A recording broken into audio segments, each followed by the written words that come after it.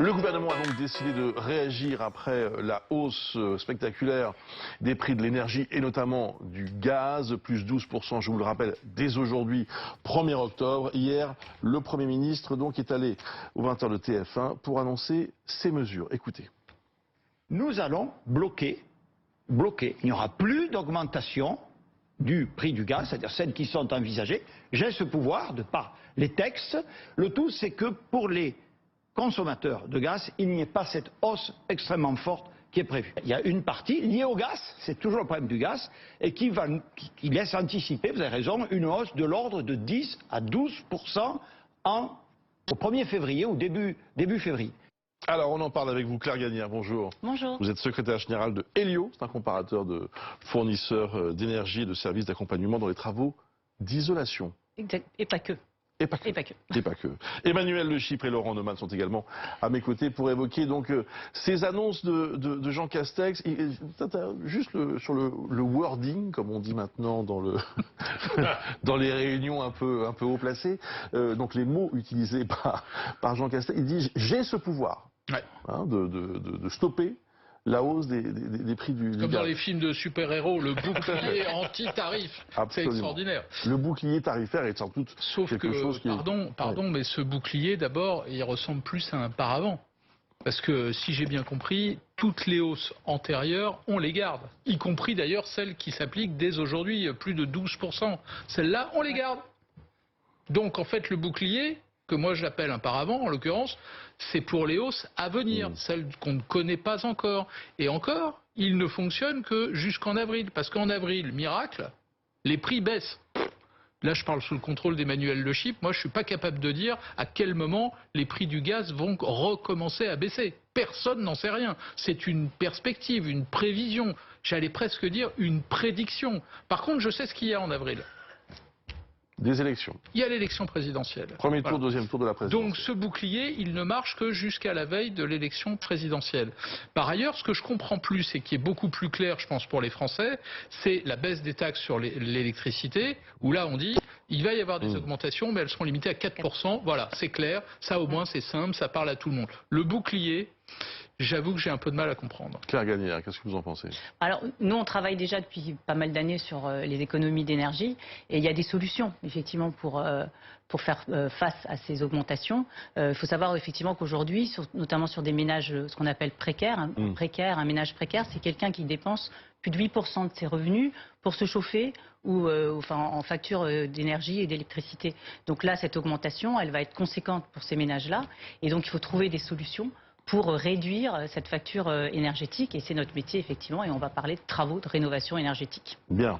Emmanuel Le Chypre. En fait, il n'y a même pas de bouclier, en fait, puisque sur les prix du gaz, il faut être très clair. On va limiter la hausse très brièvement à l'horizon des 3-4 prochains mois.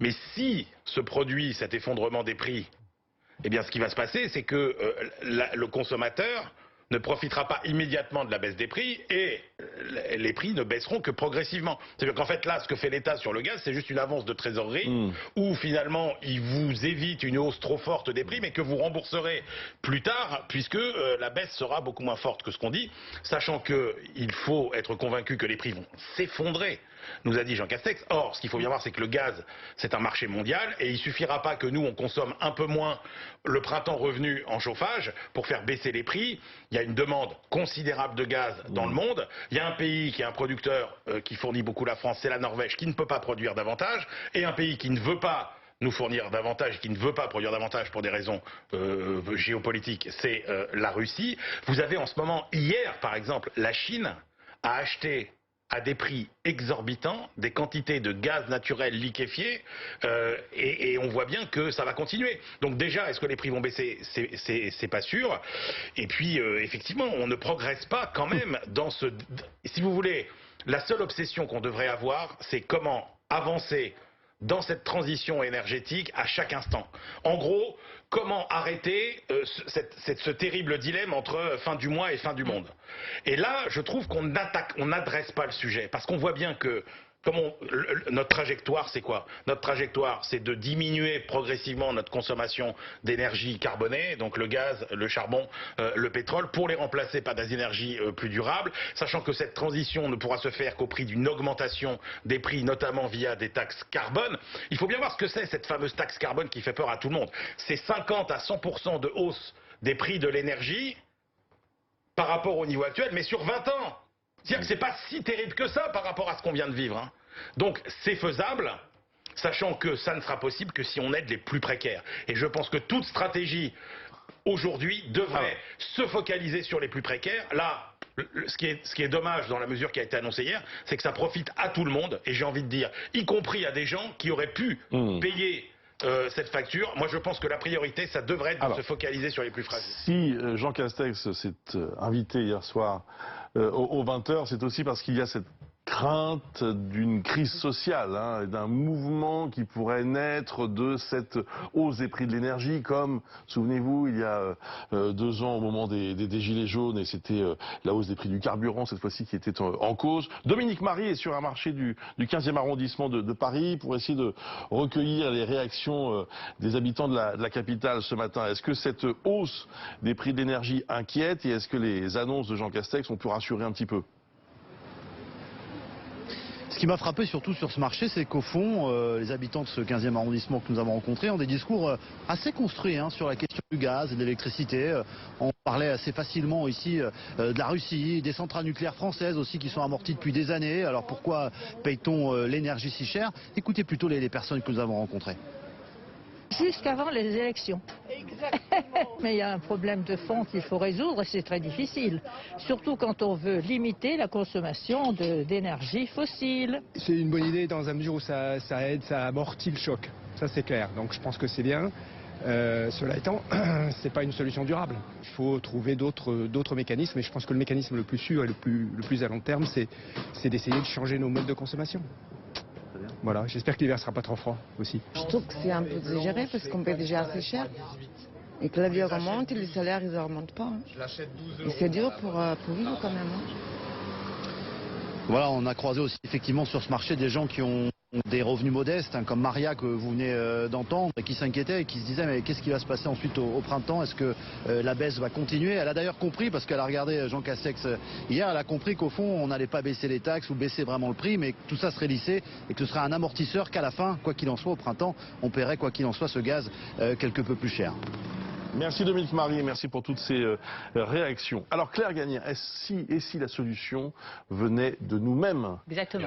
Mais au fond, les Français, dites-moi si je me trompe, mais n'ont pas tellement envie de changer de fournisseur d'énergie. Alors est-ce qu'ils sont un peu feignants, un peu comme moi? Ou est-ce qu'ils sont un peu... Est-ce qu'ils n'y pensent pas? Est-ce que ça leur paraît encore compliqué? Ouais, je pense que ça leur paraît compliqué. Aujourd'hui, on peut changer, c'est 100% gratuit, on peut changer de fournisseur d'électricité. Il n'y a plus que le monopole d'EDF ou Engie, et il y a une dizaine de fournisseurs qui proposent aujourd'hui des offres très attractives. C'était un peu comme le téléphone il y a quelques années. Donc il faut que les Français, effectivement, se lancent dans ce comparatif en fait, des offres d'électricité. Et puis le monsieur disait des choses intéressantes là, dans le reportage, c'est qu'il y a effectivement aussi les gestes. C'est-à-dire que si on change de chauffage pour être plus à l'aise et payer moins d'énergie, mais qu'on continue à chauffer autant, ou alors si on n'isole pas sa maison, donc finalement on chauffe la rue, on chauffe pas l'intérieur. Donc il y a énormément de gestes à accomplir qui permettent aussi de réduire sa facture d'électricité ou de chauffage. Mais est-ce qu'on ne risque pas de réduire, au fond, juste à la marge, quand on voit les hausses qui sont considérables, 57% depuis le début de l'année? En fait, est-ce que c'est vraiment compétitif? Il faut coupler plusieurs choses. C'est-à-dire qu'il ne faut pas simplement effectivement mettre le chauffage à 19 et puis mettre une laine polaire en se disant comme ça je vais payer moins cher ma facture de chauffage. C'est à la fois, on a un exemple très concret. Nous, il y a 2 ans, on a accompagné Agathe, qui a une maison en Alsace, et qu'est-ce qu'elle a fait? Elle est passée du fioul au granulé bois, elle a isolé ses combles et ses planchers. Et 2 ans après, elle nous dit moi j'ai économisé plus de 700 € sur ma facture globale d'énergie. Donc c'est ce genre de travaux qu'il faut faire. Alors c'est des travaux, beaucoup disent c'est cher, mais il y a des aides. Il y a beaucoup d'aides aujourd'hui qui sont ouvertes à tous, également donc ménages précaires et non précaires. Vous avez ma prime Rénov qui marche très bien, la prime énergie, le chèque énergie, le programme Habiter mieux.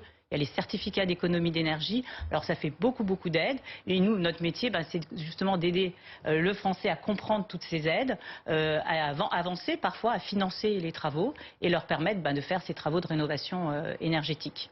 Emmanuel de Chypre. La rénovation, effectivement, c'est très bien. D'abord, c'est un véritable mur financier.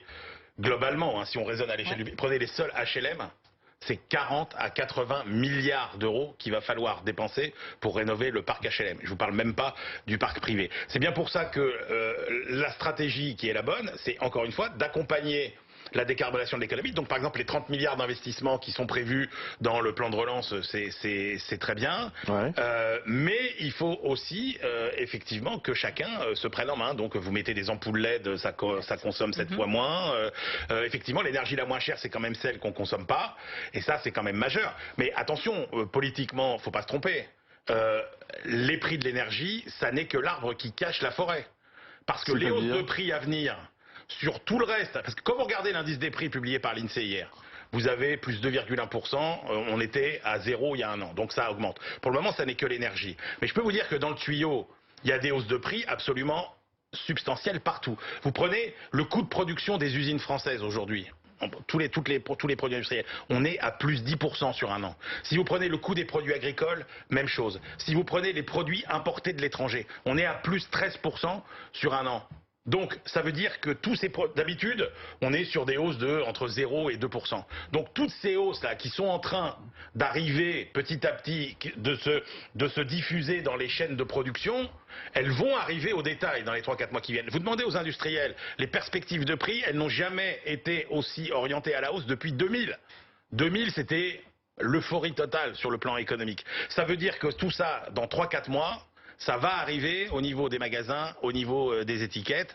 Ça veut dire que la problématique de l'inflation et du pouvoir d'achat, elle va déborder bien au-delà de la problématique des prix de l'énergie, précisément au moment où on sera en plein débat sur de l'élection présidentielle. Juste pour compléter ce que dit Emmanuel, ça vous a pas échappé que Jean Castex hier a annoncé son fameux bouclier tarifaire pour 5 millions de foyers, mais pas pour les entreprises. Donc les entreprises, elles, petites ou grandes, vont continuer à payer les hausses du prix du gaz et de l'énergie de façon générale. Et donc à un moment donné, évidemment, là ça complète ce que disait Emmanuel, ça se répercutera sur les prix des biens et des services. C'est sans doute, depuis la Deuxième Guerre mondiale, le 3e ou 4e grand choc énergétique qu'on est en train de subir. Si la France fait la même erreur qu'en 75, c'est-à-dire de le faire payer par les entreprises et pas par les ménages, eh ben, ça nous coûtera cher sur le plan économique. Je rappelle que ça s'appelle Elio. Elio, avec un H. HE2LIO. Voilà, le comparateur de fournisseurs d'énergie et services d'accompagnement dans les travaux d'isolation. Merci à vous, Claire Gagnère. Merci aussi à Emmanuel de Chypre et Laurent Neumann. À 10h15 sur BFM TV,